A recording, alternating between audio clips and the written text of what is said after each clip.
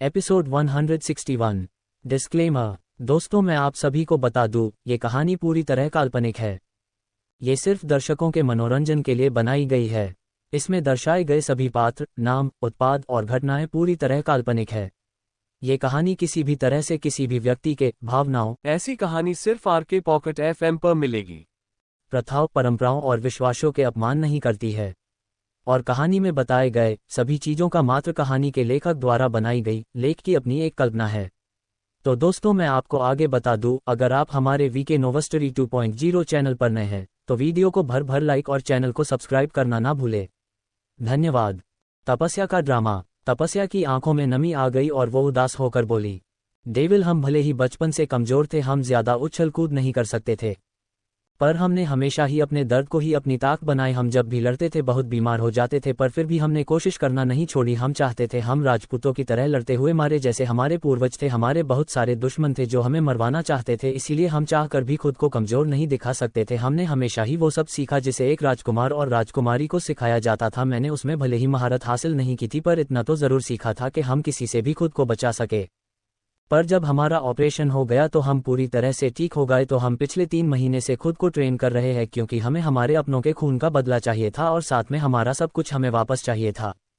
पर बीच में यह अदनान आ गया, पर जब हमें हमारी बहन के बारे में पता चला हम टूट गए थे।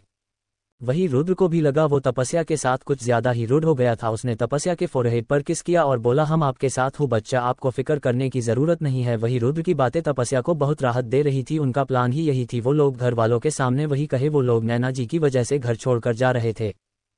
उनके पीछे उनके राम, लक्ष्मण, हनुमान सभी रेडी हो गए उनके साथ जाने के लिए। वही तपस्या अब उन्हें ही घूर रही थी, क्योंकि उसे डर था कोई उनसे रुकने के लिए ना कह दे। वही अब रुद्र भी कॉन्फ्यूज था उसे क्या करना चाहिए अब आगे। पर नैना जी अपनी बातों पर अटल थी, जिसे देखकर कहीं ना कहीं तपस्या काफी दुखी थी, क्योंकि वो उन्हें हमेशा अपनी माँ ही समझती थी और आज एक माँ अपनी ही बेटी को अपनी बहू नहीं बनाना चाहती थी। इस बात से कोई भी उसकी जगह होता तो दुखी ही होता, और ये तो तपस्या थी कुछ ज्यादा ही सेंसिटिव थी। उसको ये बात बहुत हर्ट कर रही थी, पर उसने कुछ कहा नहीं, खुद को कंट्रोल किया और महल से बाहर निकल गई। उसने अपने बेटे को अपने साथ नहीं लिया और उसे यहाँ महल में सबका ध्यान रखने का कहकर चली गई। वही रुद्र और बाकी सब भी बाहर आ गए। तपस्या ने सबको एक बार घूरा और बोली, आप लोगों की अभी ही शादी हुई है, क्यों हमारी चक्कर में पड़ रहे हो? अगर आप लोगों को कुछ हो गया तो या मर मारा गए तो हम सबको क्या जवाब देंगे? इसीलिए मेहरबानी कीजिए आप लोग वापस चले जाए। पर सब ने ऐसे रिएक्ट किया जैसे किसी ने उसकी बात सुनी ही ना हो। वही रुद्र ने उसे बाहों में खींच लिया और प्यार से बोला, आपको फिक्र करने की जरूरत नहीं है, आप जो करना चाहती है कर सकती है, इनमें से कोई भी सामने नहीं आएगा। ये हमेशा शैडो में रहकर हमारी मदद करेंगे ताकि इनकी जान पर कोई खतरा ना हो, समझिए आप? तपस्या ने हाँ कहा और मुस्कुराते हुए बोली, यह अच्छा आइडिया है। फिर वो सभी इंदौर के लिए निकल गए। शाम का वक्त इंदौर में राजमहल में जब से तपस्या और शौर्या ने महल छोड़ा था, वहां की हवाओं ने भी मुस्कुराना छोड़ दिया था। वही आदित्य जी को अपने किए का पछतावा था, पर वो कुछ कर ही नहीं सकते थे। जो होना था वो हो चुका था। वही आभीर और समायरा पैसा और पावर पाकर और खतरनाक हो गए थे। उनके लिए उनके पेरेंट की कोई वैल्यू नहीं रह गई थी। आदित्य जी बस इंदौर के नाम के राजा रह गए थे। सब कुछ तो आभीर ने उनसे ले लिया था, उसके पास था तो सिर्फ पछतावा। शौर्या और ईशान उनसे कितना प्यार करते थे, उनका कितना सम्मान करते थे, उन्हें वो सब याद आता था। पर वो कहते हैं ना झुकना उनकी शान के खिलाफ था। वही हाल उनकी धर्मपत्नी जी का भी था। उन्होंने खुशी खुशी अपना सब कुछ अपने बच्चों को दे तो दिया, पर वो ये भूल गए रावण की कोख से राम का ना जन्म कैसे हो सकता था। इसीलिए जैसे ही सत्ता और पावर मिली तो उनकी माँ उन दोनों बच्चों के लिए फिर से नौकरानी बन गई। वही अभी हर रात एक नई लड़की को अपने बिस्तर पर ले आता और उसे मना करने वाला कोई नहीं था।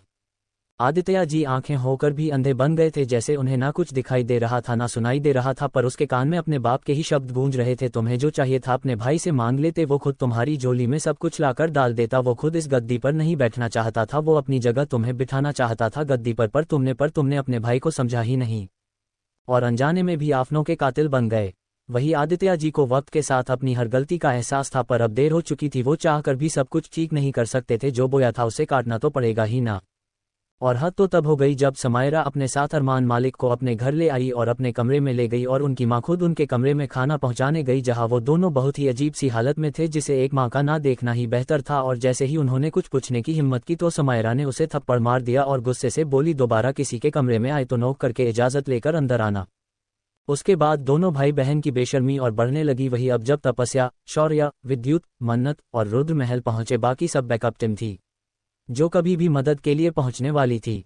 तभी सबसे पहले तपस्या महल के अंदर गई और दौड़ते हुए जाकर आदित्याकी के गले लग गई और प्यार से बोली, चाचू देखिए हम ठीक होकर आ गए। सब उसको अचानक महल में देखकर शौक हो गए क्योंकि सामने समायरा की लाश पड़ी थी। अरमान मालिक सबसे यही कह रहा था, इसका खून तपस्या ने किया है। वही किसी को भी उसकी बातों पर यकीन नहीं था। तभी तपस्या वहां पहुंच गई थी जिसे देखकर सब शौक हो गए।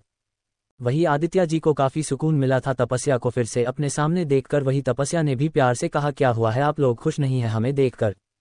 आप नहीं चाहते थे हम ठीक हो? वही वो कुछ कहते अचानक से तपस्या की नज़र सामने राखी समेरा की लाश पर गई। वो तो ऐसे शौक हो गई जैसे उसने कोई अजूबा देख लिया हो। सब उसकी शक्ल ही देख रहे थे। उन्हें यकीन हो गया अरमान झूठ बोल रहा है क्योंकि उन्होंने तपस्या को बचपन से अपने सामने बड़े होते हुए देखा था। वो चिल्लाकर बात करने से भी डर जाती थी। वो कैसे ये सब कर सकती थी? उन्हें अब अरमान पर गुस्सा आ रहा था। वो कैसे भी करके अपनी बेटी का पता जानना चाहते थे। वही तपस्या तो जोर जोर से रोने लगी। वही अब बाकी सब भी हॉल में आ चुके थे और तपस्या को ऐसे देख आकर वो खुद भी शौक थे, पर उन्होंने भी मौके की नज़ाकत को समझते हुए अपनी अपनी पोजीशन ली। सबने किसी ना किसी को संभालने की एक्टिंग की। वही तपस्या ऐसे रो रही थी जैसे कोई उसका अपना ही खो गया हो, पर वो कुछ कर भी नहीं सकती थी। समेरा ने उसके पास कोई और ऑप्शन ही नहीं छोड़ा था। वो कर भी क्या ही सकते थे, इसीलिए जो हो रहा था बस होने दे रहे थे। वही तपस्या ने अपनी चाल को चलते हुए अपनी पकड़ अब नित्याजी पर मजबूत कर दी। यहाँ उनकी हैसियत किसी नौकरानी से कम नहीं थी, पर उनके चेहरे का गुरूर और घमंड उसे सबसे अलग करता था और इसीलिए वजह से नित्याजी को आप गिरगिट कह सकते हैं। वो सिचुएशन को देखकर रंग बदलती थी और वो भी ऐसे जैसे किसी को भी पता ना चले आखिर सहक क्या था। वही तपस्या भी उनकी ही दी हुई ट्रेनिंग फॉलो कर रही थी और यही वो रास्ता था जिससे वो सब मिलकर आदित्य और उसकी फैमिली को छठी का दूध याद दिलाने वाले थे। एपिसोड 162 तपस्या का ड्रामा, मन्नत और विद्युत की शादी। अब आगे। वही अरमान भी तपस्या के ड्रामा को देखकर हैरान था। उसे नहीं पता था उसके सामने जंग का ऐलान करने के बाद तपस्या ऐसे अपना रंग बदलेगी। उसका ड्रामा देखकर एक बार के लिए वो भी शौक हो गया, लेकिन उसने खुद को संभाल लिया। अब वो क्या ही कह सकता था, उसके पास कोई प्रूफ तो था नहीं, इसीलिए उसे भी खुद को शांत रखने में ही अपनी भलाई समझी। वही आभीर को भी तपस्या को छोड़कर बाकी सब पर शक था क्योंकि यह सब करने के लिए सबसे पहली जरूरत होती थी वो थी फिजिकल फिटनेस की, जो कि तपस्या के पास थी ही नहीं। जो इंसान दौड़ नहीं सकता आप उससे क्या ही उम्मीद कर सकते हो? और जब उसे यह बात अच्छे से पता थी कि तपस्या की अभी ही हॉट सर्जरी हुई थी, जिसके बाद उसका मूव करना ही बहुत बड़ी बात थी, फिर तो यह एक बहुत बड़ी बात हुई ना किसी को मारना। वो ये बात अच्छे से जानता था अगर अभी ही वहाँ गोलियां चलेंगी तो तपस्या ही वो पहली इंसान होगी। वो डर से कांपे लगे या हो सकता है बेहोश भी हो जाए। यह कोई बड़ी बात नहीं थी। तपस्या बचपन से ऐसी ही थी सबके सामने, यहाँ तक कि रुद्र को भी उसके एविल फेस के बारे में नहीं पता था। वही तपस्या ने ड्रामा कंटिन्यू करते हुए आभीर के गले लगकर जोर जोर से रोते हुए कहा, ये क्या हो गया भाई साहब, आप पता कीजिए ना किसने किया है हमारी जीजी के साथ ऐसा। हम उसे नहीं छोड़ेंगे, हम उसे पूरे बाल ही नोच लेंगे, उन्हें इतनी बददुआएं देंगे वो कभी सोच भी नहीं सकते। वही तपस्या की बात सुनकर आभीर बोला, ये बेवकूफ़ ऐसा कुछ कर सकती है? नेवर, जरूर यह काम इस अरमान मलिक का ही है, मुझे इसे ही सबक सीखना चाहिए। वो यही सब सोच रहा था। ऐसे ही वक्त गुजरने लगा और थोड़ी देर बाद ही सब ने समायरा के शव को अंतिम विदाई दी और सब घर आ गए। पर वो लोग जैसे ही घर आए आभीर ने अरमान का कोलार पकड़कर पूछा, किसने किया है हमारी बहन के साथ ऐसा? बोलो हमें, वरना हम किसी को जिंदा नहीं छोड़ेंगे, समझे तुम? अरमान कुछ कहता उससे पहले ही तपस्या ने ऐसे रिएक्ट किया जैसे उसे बहुत बड़ा शौक लगा हो। वो ज्यादा ही ड्रामा करते हुए बोला, आपकी वजह से हमारी बहन की जान गई। वो कुछ और कहती उससे पहले ही वो चक्कर खाकर बेहोश हो चुकी थी। वही बाकी सब बस तपस्या को ही देख रहे थे क्योंकि उसके बेहोश होने से अब कहीं ना कहीं सबको उसकी फिक्र होने लगी। कुछ भी होती तो वो उस घर की बेटी ही ना, इसलिए आभीर ने खुद उनके फैमिली डॉक्टर को फोन करके बुलाया। थोड़ी देर बाद जब तपस्या का चेकअप हुआ तो वो बोले, देखिए इनको काफी वीकनेस है, इन्हें जितना हो सके उतना आराम दीजिए, इन्हें बहुत ज्यादा रेस्ट की जरूरत है। इसने बाद वो वहां से चले गए। उनके जाने के बाद रुद्र बोला, मुझे यहाँ अपनी बीवी को नहीं लाना था पर क्या करूँ, मजबूर था बस इसीलिए। तभी आदित्य जी बोले, रुद्र आप तपस्या को अपने कमरे में ले जाओ। वही बाकी सबको गेस्ट रूम में जाने को कहा। शौर्या भी अपने कमरे की तरफ बढ़ गया। वो आज काफी खुश था, महीनों बाद अपने कमरे में वापस आया था। उसे तो उम्मीद ही नहीं थी वो कभी अपने कमरे में वापस भी आएगा, इसीलिए आज वो काफी खुश था। वही तपस्या भी जब अपने कमरे में आई तो काफी खुश थी, इसीलिए जैसे ही वो कमरे में आई उसने फौरन ही नाचना शुरू कर दिया और अपनी सारी चीजों को अपने गले से लगाकर बोली, I love you my pillow, my bed, my doll. वो अपनी हर चीज को आज आई लव यू और आई मिस यू कह रही थी। वही रुद्र उसकी इस बचकानी हरकत पर उसे भी हंसी आ रही थी, पर वो ऐसे हंसते हुए टाइम वेस्ट नहीं कर सकता था क्योंकि वो अच्छे से जानता था वो तपस्या को मौत के मुंह में लेकर आया है और उसे जल्द से जल्द इन सबको ठिकाने लगाना था। और जब उसका काम खत्म हो जाए तो वो सबसे पहले अपने घर में ले जाए क्योंकि यह सब ऐसे भी शौर्या को देना था। उससे तपस्या का कोई लेना देना ही नहीं था, पर उसकी जिद की वजह से वो चुपचाप मान गया था। वही अब उसे तपस्या की बहुत ज्यादा फिक्र हो रही थी। वही दूसरी तरफ विद्युत और मन्नत गेस्ट रूम में थे। मन्नत अब भी विद्युत को ही घूर रही थी। वो जानना चाहती थी विद्युत क्या करने वाला है उसके साथ। उसे डर भी लग रहा था कहीं विद्युत उसके साथ कुछ गलत ना कर दे, और दूसरी तरफ एक अलग सा एहसास हो रहा था उसे, कहीं ना कहीं उसे डर भी था कहीं कुछ ऊंच नीच हो गई तो वो क्या करेगी। वही विद्युत जब उसे कमरे में लाया तो उसके मुंह पर कुछ पेपर मारकर गुस्से से बोला, साइन करो इसे ताकि मैं अपना रिवेंज शुरू करूं। मन्नत हैरानी से विद्युत को ही देख रही थी। वो डरते हुए बोली, देखिए हम जानते हैं आप हमारे भाई की वजह से हट हुए हैं, हम आपका इलाज करने को तैयार है, पर आप प्लीज शांत हो जाए। और यह पेपर कैसे है? विद्युत ने गुस्से से कहा, आंखें हैं ना तुम्हारी, खुद ही देख लो। तभी मन्नत ने उन बिखरे हुए पेपर को इकट्ठा किया और फिर उसे कैसे ही पढ़ने को हुई तो उसकी आंखें हैरानी से बड़ी हो गई। वो गुस्से से विद्युत को देखकर बोली, यह क्या बकवास है? मैरिज कॉन्ट्रैक्ट पेपर पर हम आपसे कोई शादी नहीं करना चाहते।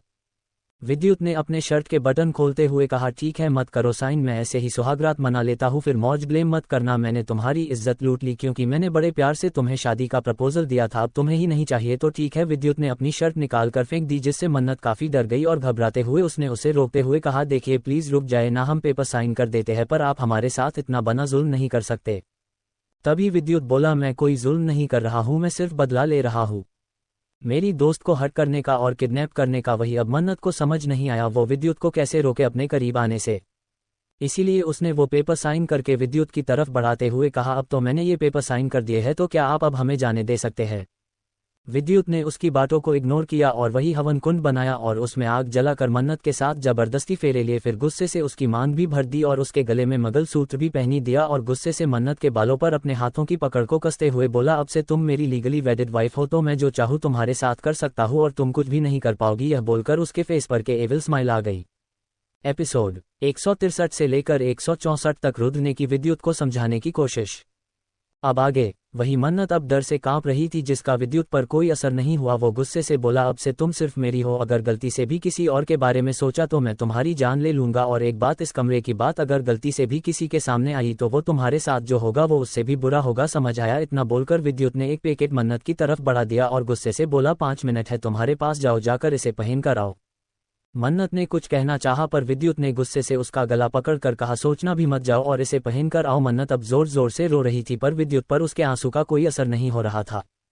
उसे मन्नत को घूर कर देखा और बोला, अब सिर्फ 4 मिनट बचा, नहीं चेंज करना तो कोई बात नहीं, मैं ये कपड़े ही फाड़ देता हूँ। इतना बोलकर वो आगे बढ़ने लगा पर तभी किसी ने दरवाजा खटखटाया। विद्युत ने गुस्से से कहा, अपने आंसू साफ करो। इतना बोलकर विद्युत ने जाकर दरवाजा खोल दिया। सामने कोई और नहीं तपस्या ही थी। वो विद्युत को गुस्से से घूर रही थी और उसे धक्का देकर कमरे में आई और गुस्से से बोली, विद्युत के बच्चे तुम क्या करने वाले हो? मन्नत के साथ सच सच बोलो वरना मैं तुझे छोड़ूंगी नहीं, समझे तुम?